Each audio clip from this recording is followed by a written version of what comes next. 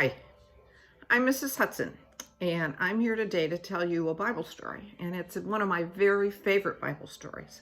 It's about one of the women in the Bible who has a whole book written about her. There are 66 books in the Bible, and there are only two that have a woman's name. One is the book of Ruth, and one is about Esther. And today we're going to talk a little bit about Esther. And the thing about Esther that we want to remember is that she was so courageous. And you know what courageous is? That's a word that means the same as brave. It doesn't mean you're not afraid.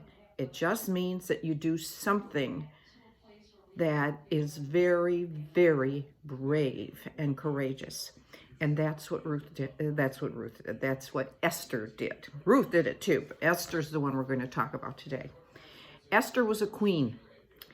She lived 500 years before Jesus was ever born. And she was a Jew in a country that was not Jewish. And she was married to a king called Xerxes. Now, Xerxes is kind of a cool name. It has only one I know that has two X's in it. But King Xerxes was not a good guy. He was very, very he would get angry. He would make snap decisions. He wasn't a very good king.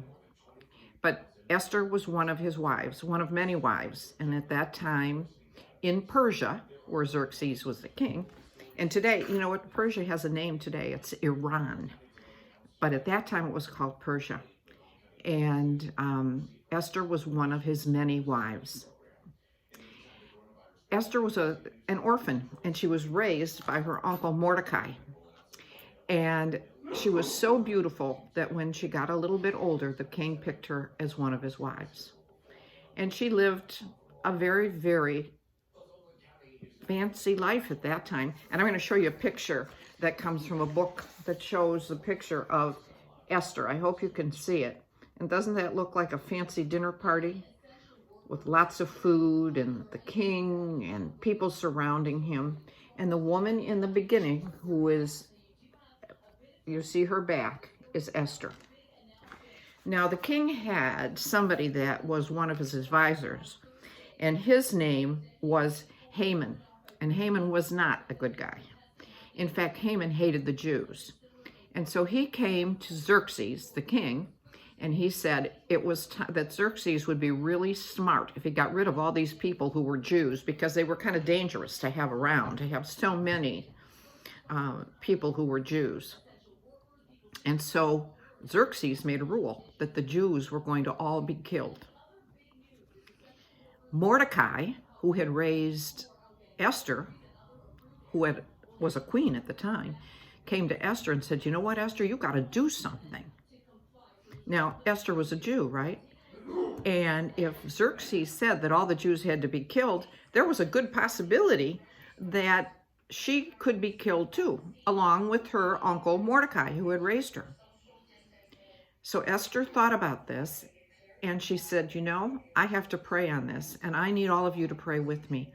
So she asked the people, the Jews in Persia at the time, to pray, to fast, which means they didn't eat, and to pray that she would make the right decision and that God would be with them. So after 3 days, Esther went to Xerxes, and she said that she was Jewish, and she begged him not to kill the Jews. And this was a really scary thing to do, because she could have been killed because she was a Jew. But she was very, very courageous, and she had God on her side. And Xerxes then thought about this. He loved Esther. He changed the rule. He had Haman, the bad guy who had advised him, killed. And Mordecai was made one of his advisors, and Esther saved her people. Now, she could have gotten herself in trouble. I mean, brave people, courageous people try things. It's not that bad things can't happen, because lots of times bad things happen when people are courageous. But in this story, it didn't happen. And every time I think about Esther, I think about